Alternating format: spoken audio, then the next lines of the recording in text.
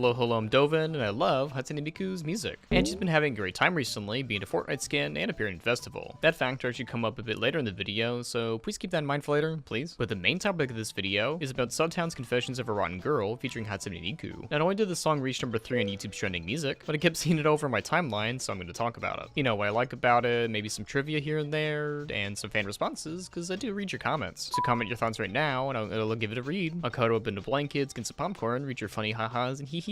Also, this video will feature a guest appearance by YouTuber and friend, Goldie, or Kotsu Goldie. She'll be reading your responses at the end of this video and give her thoughts about the song. Also, this video is sponsored by XP Pen's new tablets. The others Pro 24 Gen 2 165Hz, which we'll see later in the video. Right off the bat, I'm a fan of electronic and EDM music. Besides Hatsune Miku, I'm a fan of artists like Callboy, Finch, and even Juiced. The latter has a very cool music video for one of the songs. It's got like a PS1 style graphics and everything. But back to the Confession song, it's about Miku being a Catholic girl who's very into yaoi, even Fujoshiing over it. For a quick lesson, yaoi means men love in Japanese, and Fujoshi is a woman who enjoys such media. Yep, that was your Japanese lesson for today, and I hope you liked it, cause I don't speak it. But in the music video, she asks God to save her from her sins, because in Catholic lore, wanting two men kissing is probably something that God doesn't like. Alright, he doesn't say specifically whether or not that is good or not, but Miku feels very bad for liking it, and reading it, and purchasing it. And so she asks God if these feelings are normal, if there's any way to stop her from feeling such way. Side tangent, if you like men kissing each other, don't feel bad.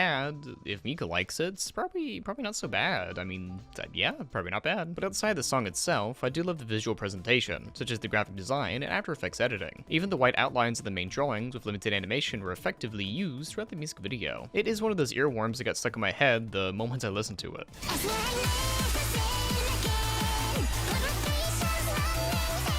And if you clicked on this video and haven't seen the original one, you know, the one I'm talking about right now, you should go watch it after this one. But I don't have to subscribe, like, and comment, please. As for credits, much like many music videos, it was a collaborative effort. Sawtown did the music, lyrics, drawing, editing, and 3D models. Damn, that's a lot. Vane Lily assisted in lyrics, while Hankawazu did the body pillow and poster illustrations. Fun fact, I actually have a Swedish body pillow. And with that I mean I went to IKEA and got this orange cylinder. It's been very good for my back, to say the least. It's like 30 bucks, I believe. Yep, that 30-ish bucks. I recommend it. Lastly, Silceon would be a flat color assistant, though people like Voca Circus and Sense of Days were a part of the yaoi chants. This song would be so popular that fans of it would keep trying to upload into platforms despite the creators saying, hold on a second, no, I'm gonna do it, don't worry, hey, stop, don't do that. Whatever happened to downloading a song from YouTube and just putting it into playlists? I mean, you can import local files to Spotify and Apple Music. I mean, you can just do that, you know. But now you don't have to worry about that, so the song is now on Spotify and Apple Music. Oh, this actually gets us into some fun trivia that I found. And a lot of it would be from the Vocaloid fandom wiki, so shout out to them. Go check it out if you want to learn more about Miku and friends. Wee.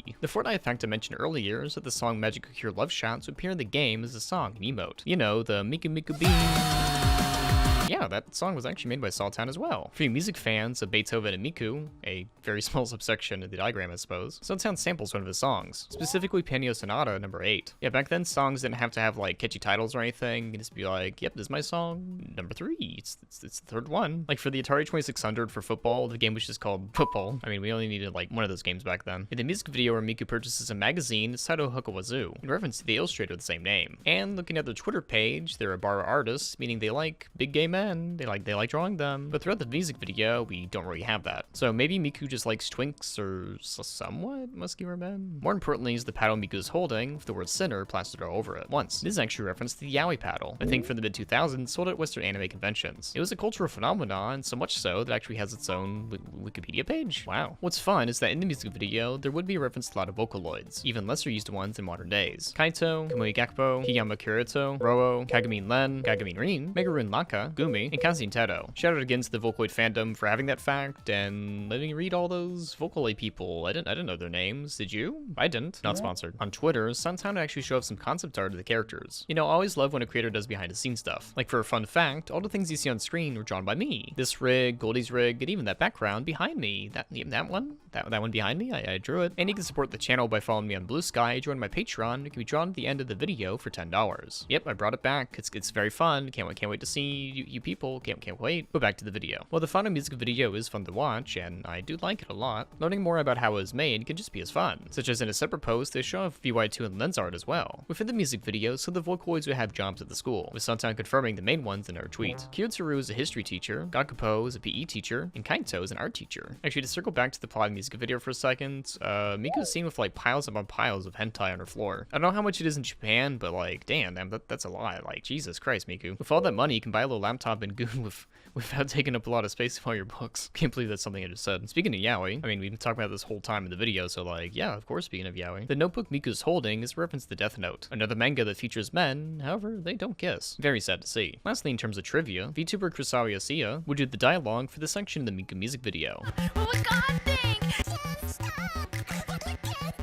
I should probably mention that the song is recorded with vocals from a human and vote-coded with Miku. So when it comes to AI songs, I won't really count this as one, as it's still human effort put into it. So think of it like a dub of your favorite anime. Yeah, just think of one, and it's like that. Now that we're done with trivia, I actually want to show you some of the tweets that came across my timeline that I found pretty interesting. Also, don't worry, those of you drawing or playing a game instead of paying attention. I'm just gonna read these out to you, and you're gonna have to like think of it in your mind while you're focused on that thing. Are you having fun? First will be a meme from Gazert about what people think the music video is about. Some say it's about religious guilt, and some being too woke, despite the actual plots is just gay sex being f***ing awesome. This might be a reference to the TikTok comments I kept seeing, where it's like, am I too woke, or is this really low-key weird? In reference to Miku liking yaoi. Next would be a post from Skibidi Mimi with a redraw of How You Feeling Today, with Miku saying yaoi. Now we have Embretta with Shut Up with Fujoshi. I can write you, but another man. Gonna have to censor that one. Cactus Key would actually make a little animatic about Miku describing how she likes men kissing. Yeah, it's pretty well done. Lastly, we have regular August predicting that girls with swirly glasses would be a big thing in 2025. And wow, yeah, they're pretty right. That's a lot of views. But before we get into the responses, I'm gonna tell you about today's sponsor, which is XP Pen. It's XP Pen, love their tablet. The Artist 24 Pro 165Hz to be exact. One of the pivotal things to mention is that most drawing tablet monitors you encounter will just only be 60Hz. And the Hertz goes in tandem with the gaming. And as shown on the YouTube channel Linus Tech Tips, the more frames you can see on screen, the more accurate your shots will be. And more hertz is also good for art. While the iPad can only do 120 Hz, the Artist Pro can handle 165 Hz with a 14 millisecond response time. So those with a single monitor setup who either also like to game and draw or just want a smoother experience, then this tablet is for you. This is on top of 16,000 pressure levels the screen offers. And the Pro 24 165 Hz actually comes with two separate pins. The Pro Sim Stylus and the X3 Pro Smart Chip Stylus. One of my favorite things is also the Paperlight display with a nano-inch and AGX coated glass. So it's pretty anti-glare and anti-fingerprint, which you'll need because you'll do a lot of touching on the screen, you know, because it's a drawing tablet, you'll be touching a lot. Not to mention it's 2560 by 1440, and while the tablet itself doesn't come with buttons, it does come with a wireless remote with buttons. At 1100 USD and at discount for a lot less, it's hard to find such a good deal elsewhere. I love using it, and